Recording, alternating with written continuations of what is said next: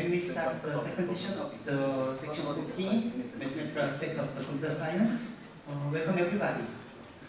It is my great pleasure to introduce the Greg Gentry. Greg Gentry is a research scientist in the computer cryptography group in the IBM Watson Research Center. He received his PhD in computer science from Stanford in 2009 under the Professor Don Buni, and he won the 2009 ACM Doctoral Dissertation Award and the 2010 ACM Grace Murray Awards for his work on the developing the first fully homomorphic encryption scheme. He also received the Best Paper Awards in the Crypto, Eurocrypto, and FOCS conference, and also he is a William Lowell Putnam Fellow. Please welcome.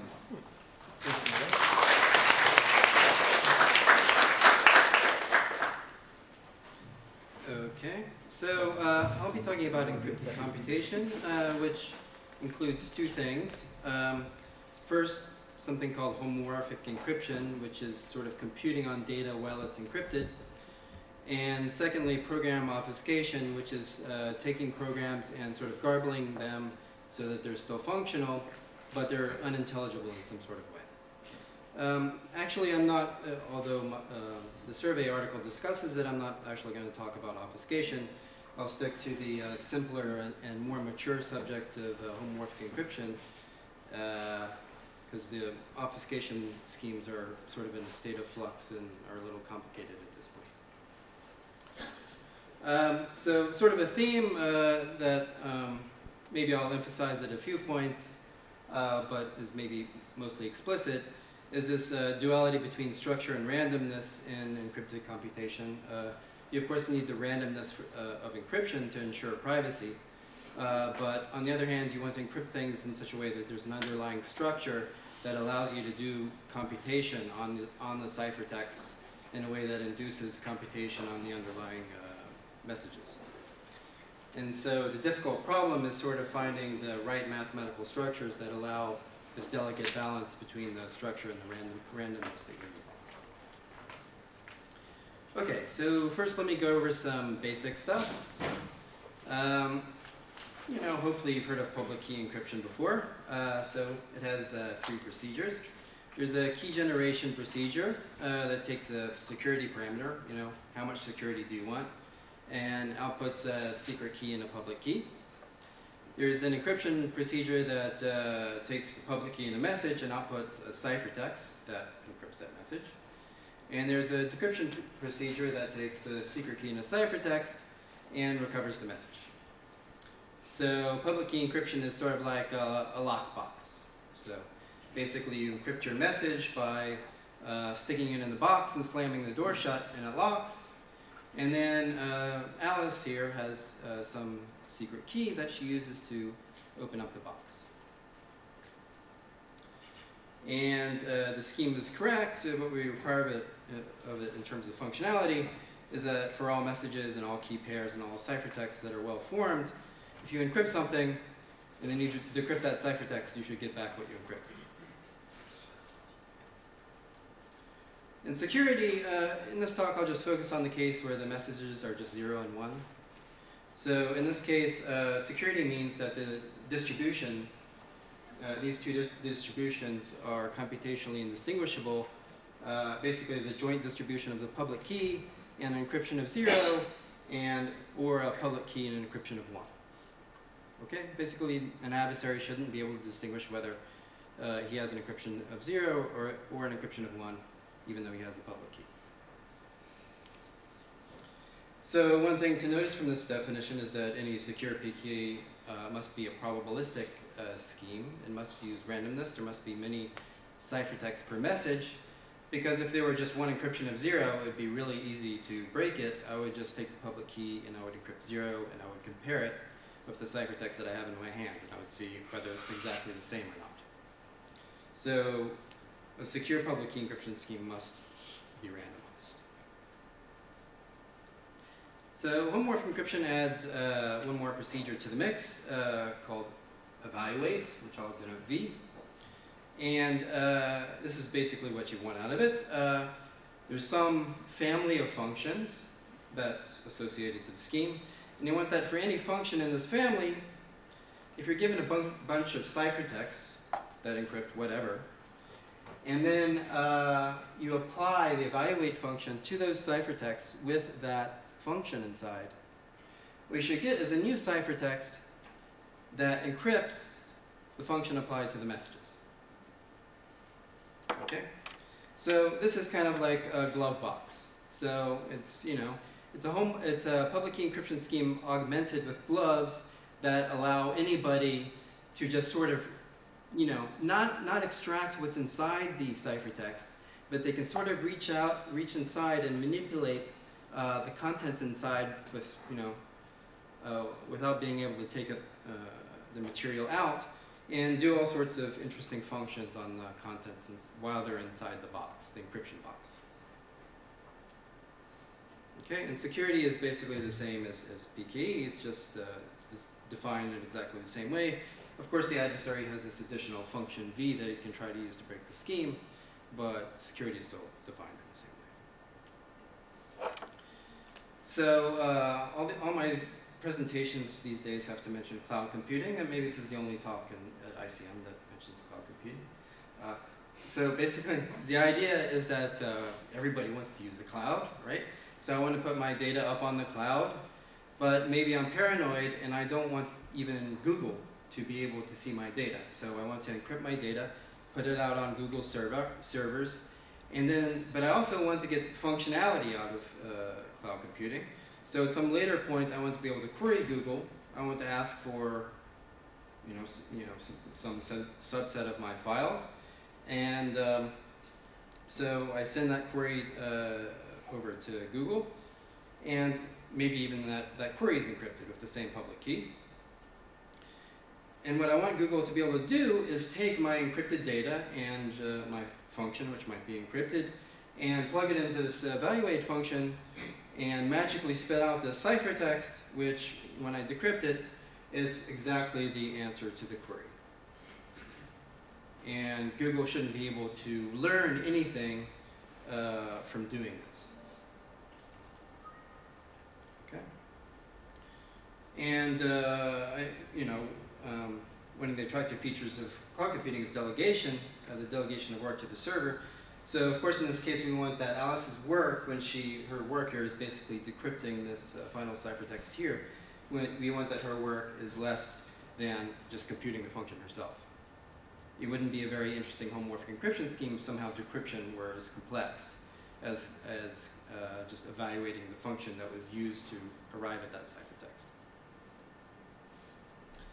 So the homomorphism in homomorphic encryption is basically represented by this commutative diagram that indicates that the order of decryption and applying the function shouldn't matter. So if you start off with a bunch of ciphertext there in CT, and then you just decrypt all of them respectively, and you apply the function, then you'll arrive at some message, okay, which should be the function applied to the messages that were inside those original ciphertexts. And if you go in the other direction and you just apply the evaluate function to all those ciphertexts, you get a ciphertext that, when you decrypt it, should be exactly that same message that encrypts the function applied to the messages. You can try to create a similar commutative diagram out of encryption going the other way, but it doesn't work because there are many different ciphertexts per message, and you might, if you try to go in that direction, you might arrive at different ciphertexts. Okay. Since we're going to be computing on encrypted data, we need to understand what we mean by computing, and the model that I'll be using is that of an arithmetic circuit. Basically, an arithmetic circuit has additions and multiplication gates, and you can sort of see what happens here. Basically, this circuit evaluates essentially two multivariate polynomials in this case. The number of monomials that inside the multivariate polynomial that a circuit computes could be really, really large. So this could be a very complicated polynomial in some sense.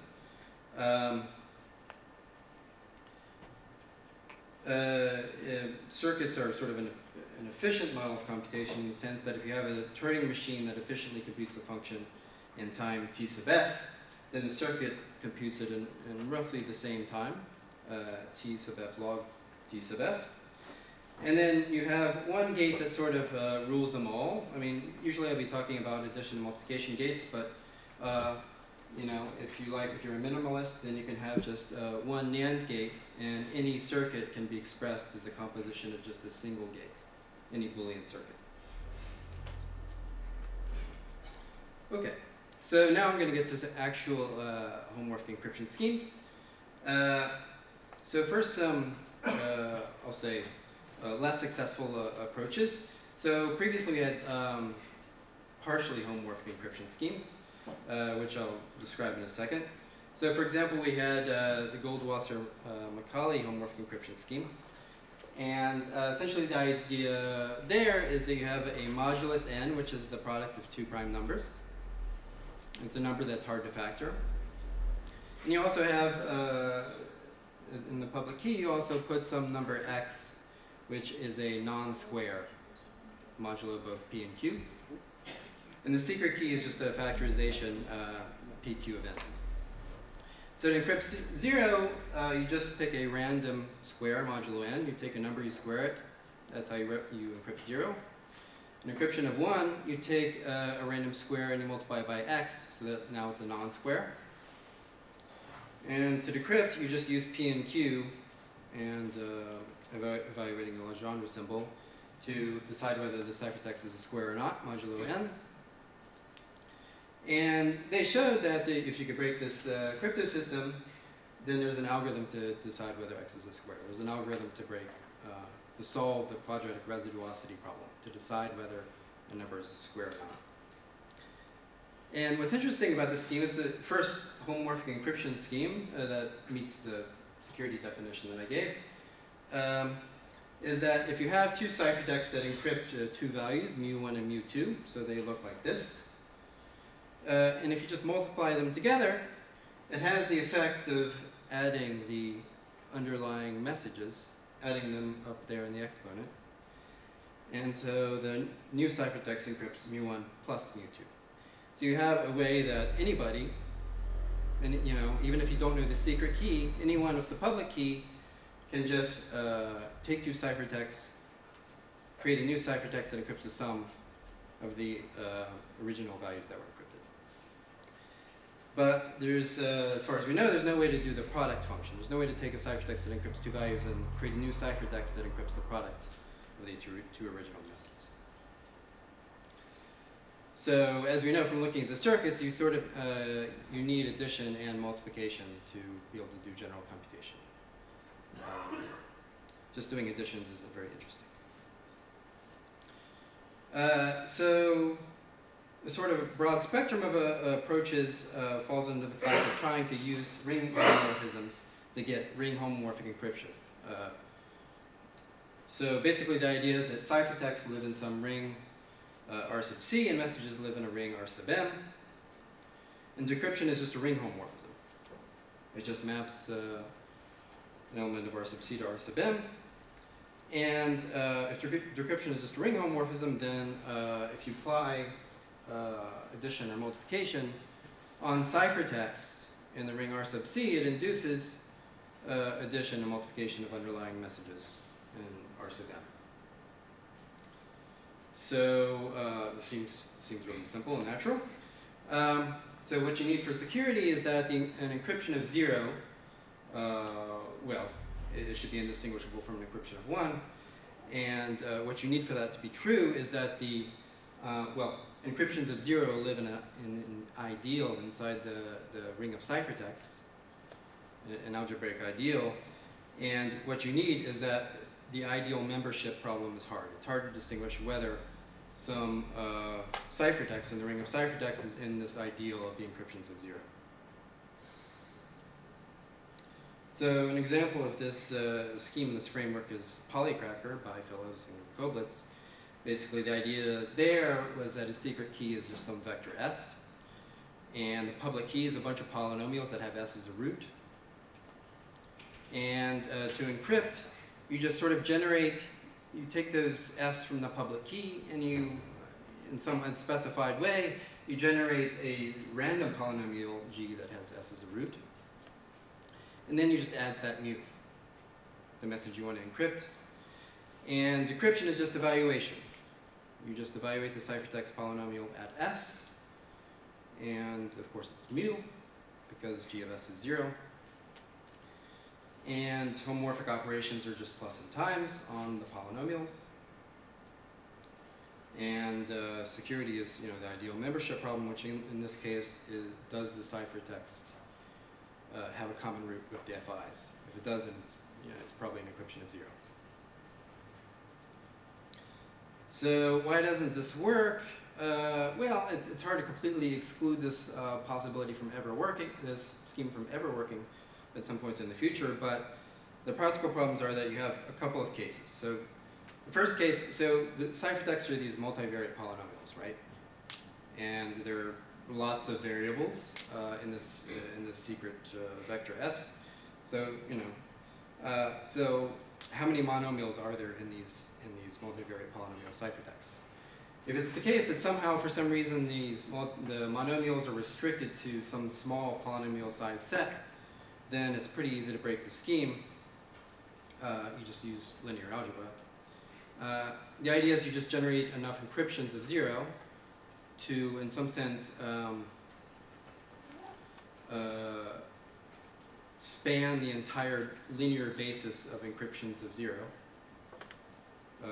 These things form, these encryptions of 0, when you look at their coefficient vectors, they form a lattice.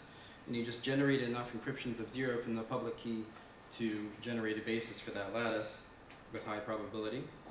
And then once you've done that, if you want to determine whether a ciphertext encrypts 0 or not, you just see whether it's in the span of these coefficient vectors of the CIs. And the other case is kind of unclear. I mean, maybe, if it's possible that there could be an exponential number of monomials, it's a question of how these polynomials are represented. Are they represented in some sort of factored form? It's hard for that factored form not to correspond exactly to the circuit F, so that it's sort of a trivial homomorphic encryption scheme. So this class of schemes has never really worked. So here's an approach that I want to build on today. This particular scheme I'm going to describe as insecure, but we're going to make it secure later. And that is to use essentially eigenvectors.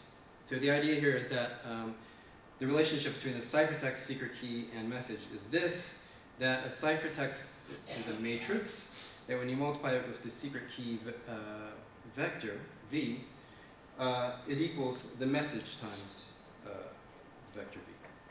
So in some sense, the secret key is an eigenvector of the ciphertext with the message as the eigenvalue. Okay? And homomorphism works really nicely here. If you want to add or multiply ciphertext, it works well. If you just add two ciphertexts, you get that what happens is that when you try to decrypt it with v, you get mu1 plus mu2 like you should, and the same with the product.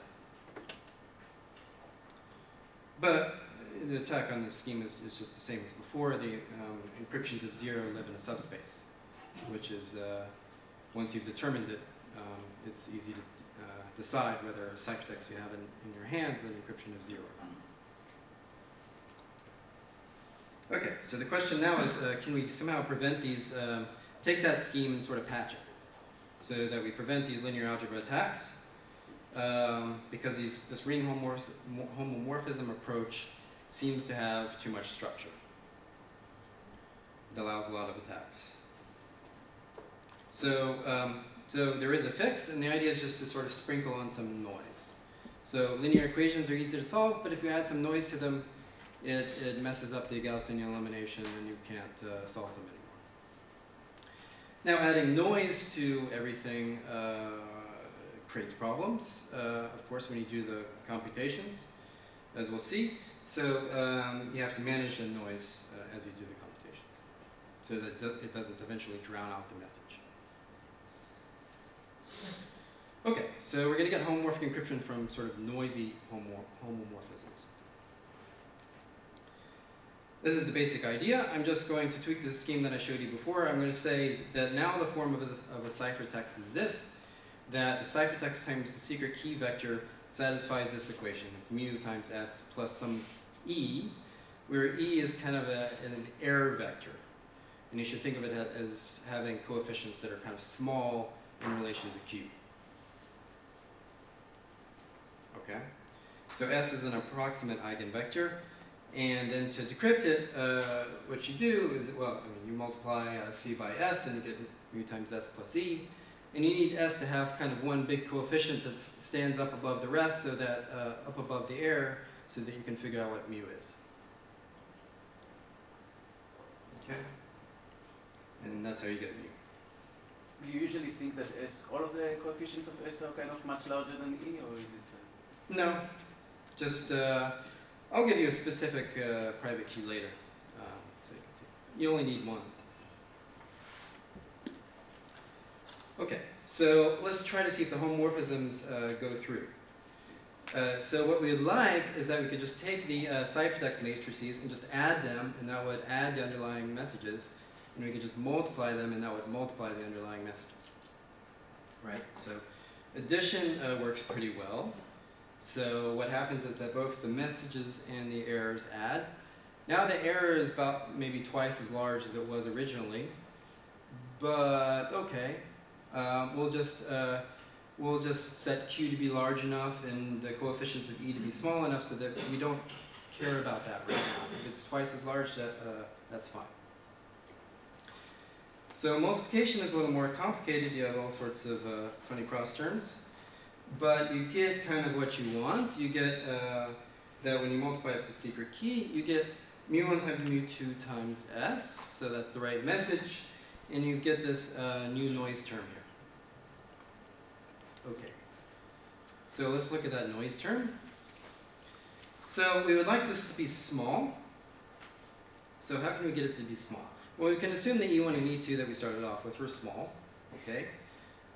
So now we have this message that's interacting with the first error, and we have the first ciphertext interacting with the second error.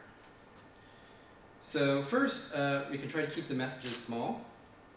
So what we'll do is we'll just restrict our messages to 0 and 1, and we'll always use NAND gates, so that our message is always 0 or 1. So and NAND gates are complete, so we're happy with that. Second, we want to keep the ciphertext small. Well, that's more challenging. So even if the ciphertext started off with small entries, well, then you add and multiply them together and the entries become bigger, right? And eventually you have a C1 there that has really large entries. Okay, but we would be happy if we could, if there was some way to deal with that situation by maybe taking a ciphertext that temporarily has large entries and flattening it so that now it encrypts the same thing, but it has small entries. And then once we flatten the ciphertext, we can use it in later computations and it won't blow up the error too much. So if we could flatten ciphertext, if we could just flatten them down to 0, 1 entries, say, then if you look at the error, then basically it's going to say E1 and E2 are about the same size. It's going to multiply the error by at most a factor of n plus 1, where n is the dimension of the matrix.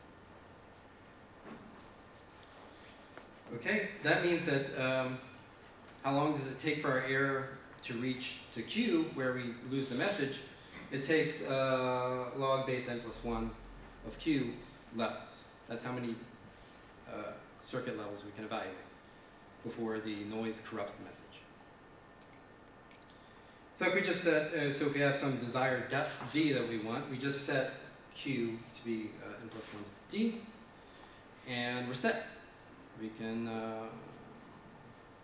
well, that's it. We're set. Okay, I haven't described the. There's a long way to go, but that's what we want to do. Okay, so so if S is just a kind of a completely random vector, then we can't, there's not really much we can do. But suppose we gave our approximate eigenvector, our secret key eigenvector, more structure. So we'll start off with some random S, and then we'll expand it into some redundant version of S, okay?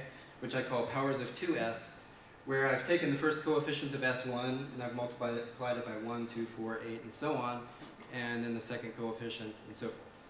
Okay, I've just sort of expanded S and thrown in all sorts of powers of 2. Okay? So now our strategy for flattening the ciphertext with respect to this new secret key eigenvector is the following. What we're going to try to do is we have a ciphertext C that we want to flatten. What we're going to try to do is find a matrix T that's close to C, okay, where C minus T is small, but where T times V is 0. And then if we can do that, then C minus T just encrypts the same exact thing, right? Because T times V is 0, you know. So C minus T times V is the same thing as C times V. So it doesn't affect the error at all. So, so can we do that? Well, V has a special structure, and because of that, it's orthogonal to all sorts of known vectors. We don't know what the underlying S was, but we still know that V is orthogonal to all of these different vectors. And using these vectors, it's pretty easy to, you know, get a row of T from the span of these vectors that's close to any row in C that we want. In fact, we can get within a 0, 1 vector distance of what we want. I have a slightly less hand-wavy way of describing the same thing that I described with all sorts of cumbersome notation, but it'll help a little bit going forward. So basically the idea is that there's some simple transformations that we can apply to vectors and matrices that preserve dot products. Okay. So the first transformation I've already introduced to you is the powers of 2 transformation. I just take my original vector A and I make it very redundant and throw in all sorts of powers of 2. And then there's sort of a complementary transformation that I can make where I have a vector A that's a mod Q vector, and I look at each mod Q coefficient and I decompose it into its bit representation. Okay? And they're complementary because, you know, a very simple observation. If I start off with vectors C and S, it turns out that if I apply bit decomp to the first vector and powers of 2 to the second vector, then that preserves the dot product. And that's just because bit decomp sort of strips C of its powers of 2 and gives them over to powers of 2S. And everything just sort of lines up so that, you know, this is a very easy fact to verify. A couple more transformations that I want to describe as bit decomp inverse, which of course is the obvious thing when applied to an already bit decomped vector, but you can define it also for just any vector. Basically, it just takes bunches, groups of coefficients and bunches them together in a summation that has some powers of 2 in it. And then there's finally what I'll call the flattening of B, which is just that you take a long vector which might not have short coefficients, you bunch it down with the bit decomp inverse transformation, and then you apply bit decomp to get a nice flattened version of that vector B. Okay, so so a second observation that we'll use is that basically the idea is that if you have a vector C prime, a long vector, and you look at its dot product with powers of 2S, and you compare that to the flattening, the dot product of the flattening of C prime with powers of 2S, it's the same. And this is just, you know, it's an easy fact to verify, and it's just sort of the same idea as in the previous slide, but with more notation. Okay. So let's just see where we are at the moment. And so far we have a scheme with a secret key vector of the form powers of 2S. and this is the form of a ciphertext. You have this flattening thing, which doesn't change the multiplication with the secret key vector v. And NAND works as follows. We just, we have to flatten one of the ciphertexts before the multiplication. And what it gives us is that a small error, where the error is, this is small because the message is small, and this is small because now the ciphertext is flat. And we can evaluate circuits of this depth, and I haven't really told you about some basic stuff about this scheme, like the key generation encryption algorithms, or its security, and I'll get to that now. So, key generation works as follows. Basically, we're still going to start off with our short secret key S, okay? And we're going to create a short vector E, and then I'm going to generate the public matrix A as just a uniform matrix that happens to satisfy this equation A times S equals E. Okay? You can view this this public key as being with respect to the, redundant form of the secret key V, just by, you just take that A and you just kind of break it up into slivers and stick 0 columns in between it, and those slivers, hit exactly the subset of coefficients in V that are S. Okay, so that's the key generation. And encryption is really simple. So if you look at all of the rows of A prime, they have small dot product with V, okay? And then what I'm going to do to encrypt is I'm going to create a random small matrix R, well, small in the sense that its entries are small. And I'm going to multiply that times A prime. And the effect of that is that each row of R times A prime is a small linear combination of rows in A prime, right? So each row in R times A prime still has a small dot product with V, right? And then I add my message to that in the form of mu times the identity matrix, and then I flatten the whole thing. And let's see how decryption works. So C times V, well, we know that since V has a special form, flattening doesn't affect the dot product. So we just ignore that. So C times V equals mu times V plus R times A prime times V. But A prime times V is E, which is small, and R is small entries, and R also has small entries. So that's a small noise term there.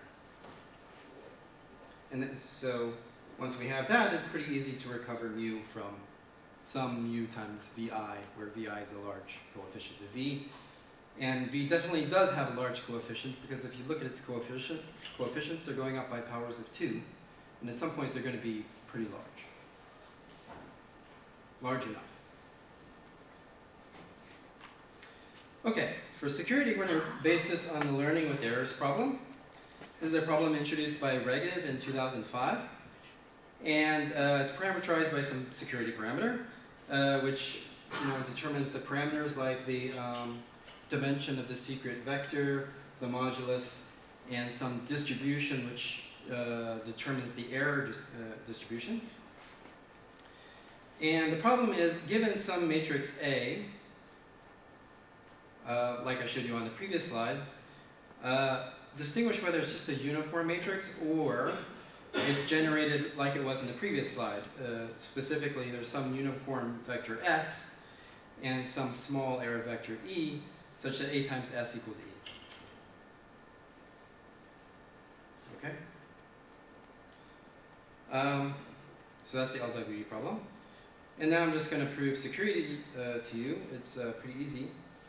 What I want to claim is that these two joint distributions are indistinguishable.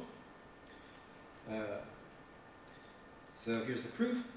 So the public key is A, and the ciphertext, recall, in this case it's an encryption of 1, because I put that there because that's kind of the more interesting case. An encryption of 1 has that form where it's flattening of I plus R times A prime. And then in the second line, I just expanded what flattening means. Flattening means applying bit decomp inverse and then bit decomp. Okay? And if you look at it, bit decomp inverse is just a linear function, so I just sort of unpacked it there in the next line. And then here, I've gone from here to here because the effect of bit decomp inverse on r times a prime is just to collapse all the 0 columns. They all just go away. And well, here's finally the interesting part. Here I claim that if I just replace the well-formed A, that the LWE instance, with a completely uniform matrix, then you shouldn't be able to tell the difference if LWE is a hard problem. Well, I mean, if there were some oracle that could distinguish between these distributions, I'd have an algorithm to distinguish the LWE problem. I just have my A or X, I don't know which, and I create these two things from it. All the other stuff is public, and the oracle will give me the answer of whether it's A or X.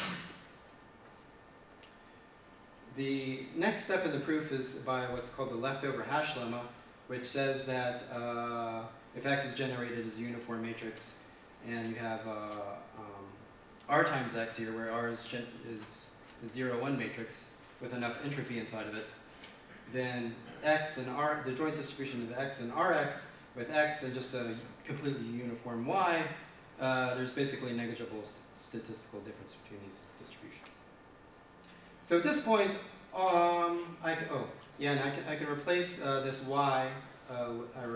I can get rid of this term because this is just a uniform and independent value, and so these are clearly indistinguishable.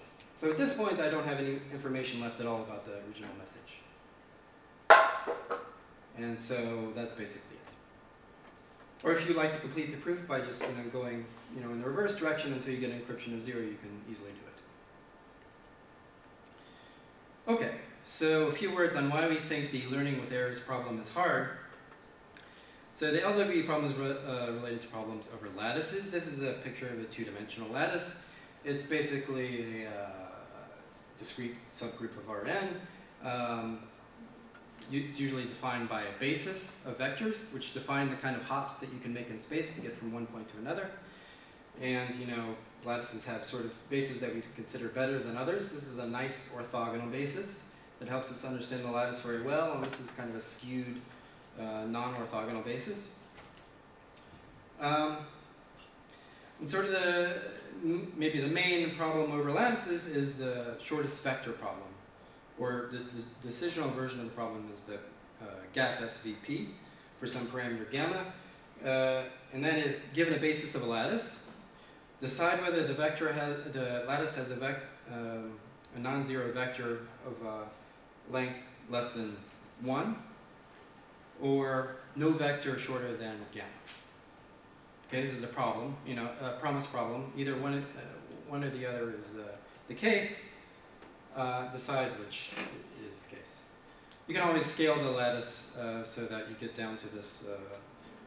So if you have some values other than 1 in gamma, you can always scale it down to the first value as 1.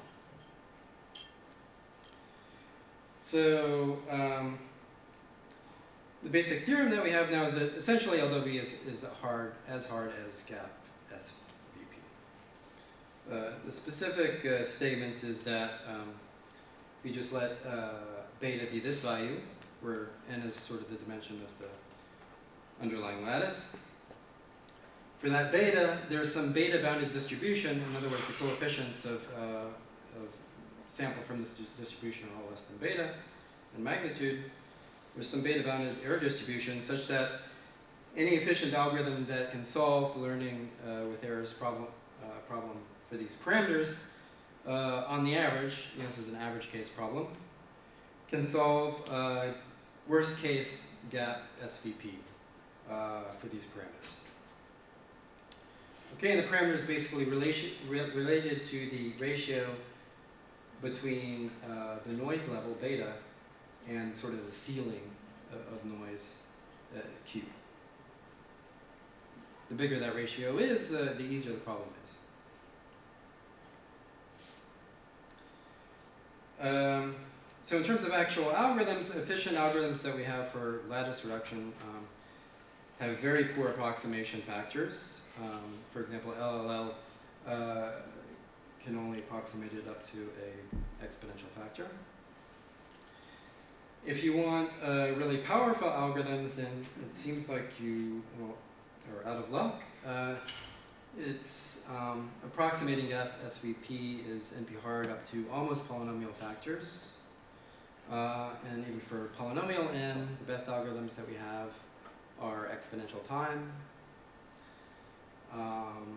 And there are various trade-offs possible. For example, to approximate it to a roughly 2 to the k factor takes time roughly 2 to the n over k. So for example, if you want a 2 to the square root of n approximate gap SVP, it takes 2 to the square root of n time.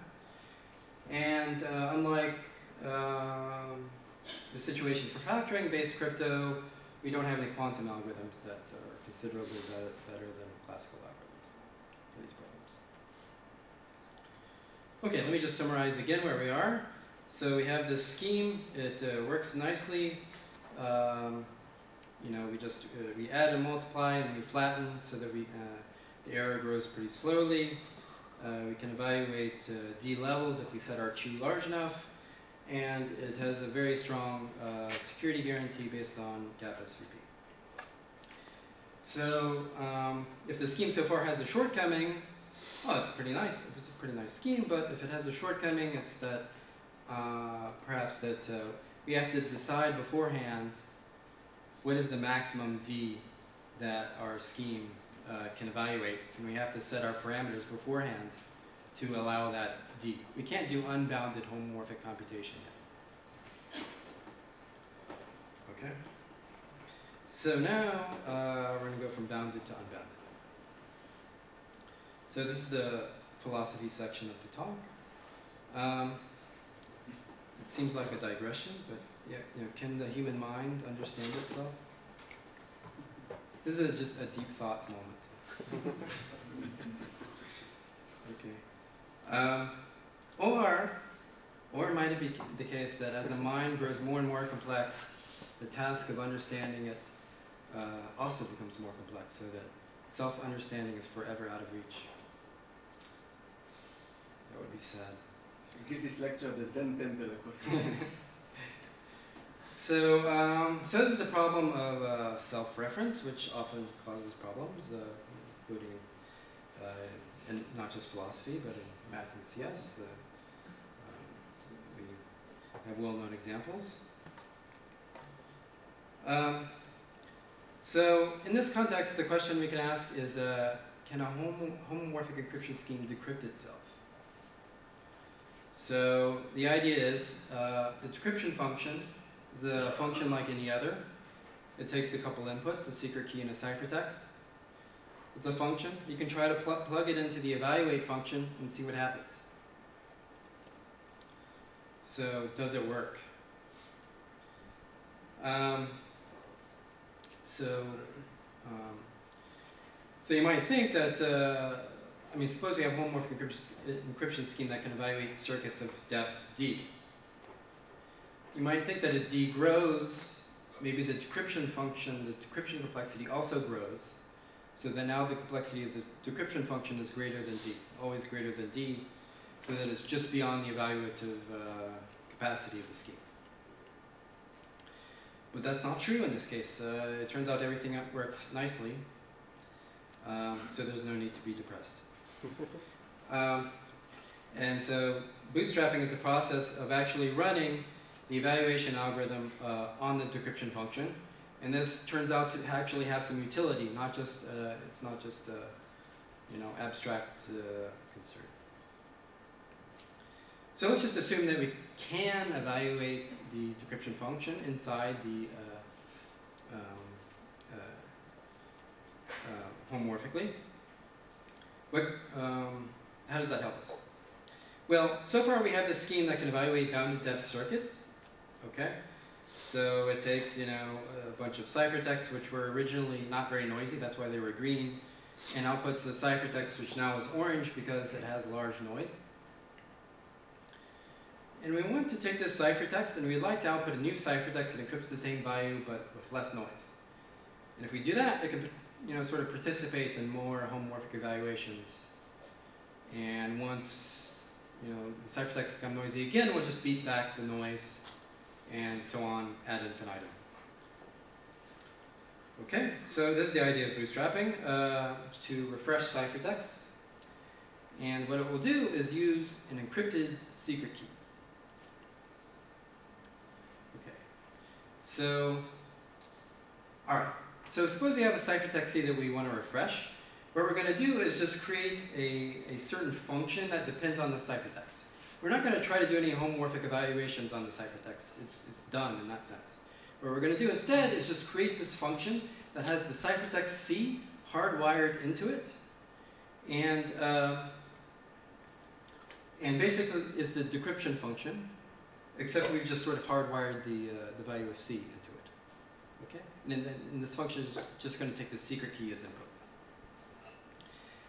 Now, suppose that we have a scheme that can evaluate depth D, but this function, the decryption function essentially, has depth D minus 1.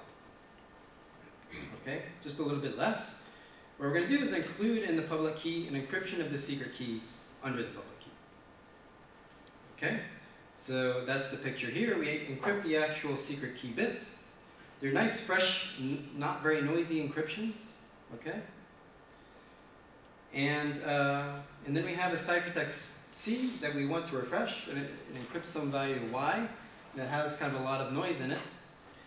And we're not going to try to do any more homomorphic operations on it. We're just going to create from it this function D sub C, which is basically the decryption function with C hardwired into it. And then we're just going to pass the encrypted secret key through this function. We're going to evaluate this homomorphically. Okay. And what comes out is, well, of course, this. It's D sub C of SK. But what is that? Well, I mean, that is just this is, the function is, it's exactly evaluating the decryption function, but inside this box, right?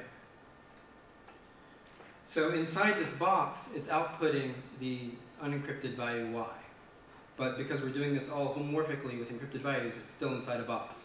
It's as if we had an original Y that was inside one box. And what we did is we put an outer box around it that included the encrypted secret key in sort of a doubly encrypted ciphertext. And then we used homomorphic evaluation with the encrypted secret key to remove the inner box. Okay? And what's nice about this new ciphertext, it looks like, we haven't made much progress, but we have, it's encryption of the same value, but with less noise. Because we started off with these nice fresh encryptions, which we passed through the circuit, and we evaluated D-1 levels in the decryption circuit. And so this has D-1 level noise instead of D level noise. So it's less noisy. Okay?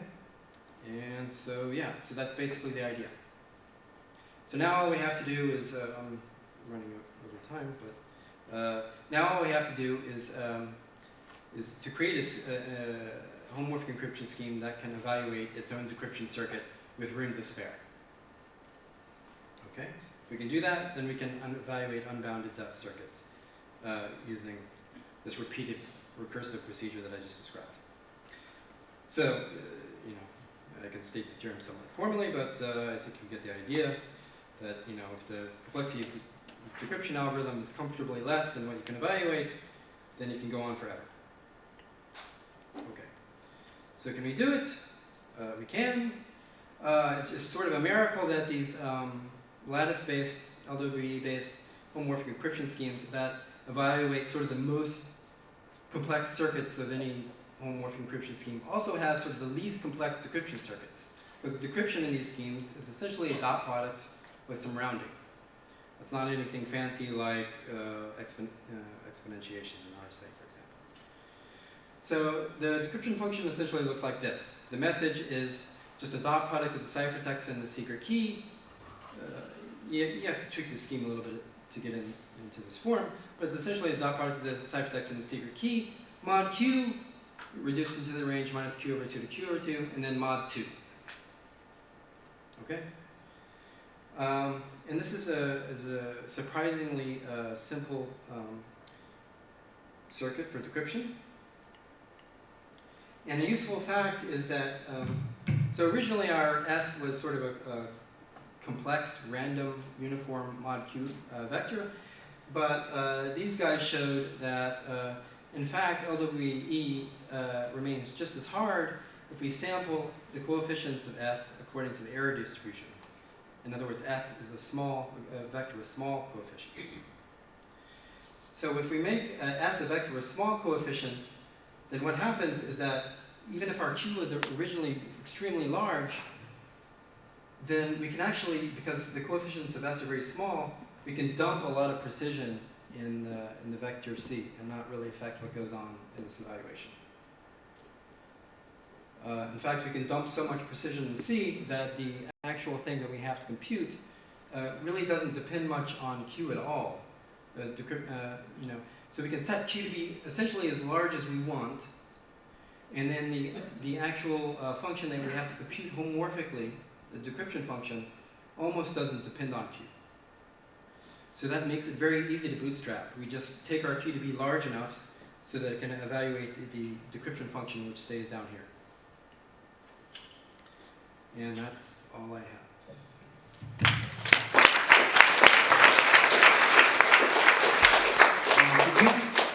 We are a little bit behind the schedule, so we'll take 1 or 2 short questions. Any questions? Any comments? So didn't we deviate from the talk title, which was on chaos? Well, it's just, it's not chaos in a strict technical sense. It's just sort of the idea that, I don't know, you're sort of skating on the edge between the noisiness and complete structure. So it's more of an artistic title than a meaningful one. Any additional questions? Okay, if there is no questions, let's make our speak again.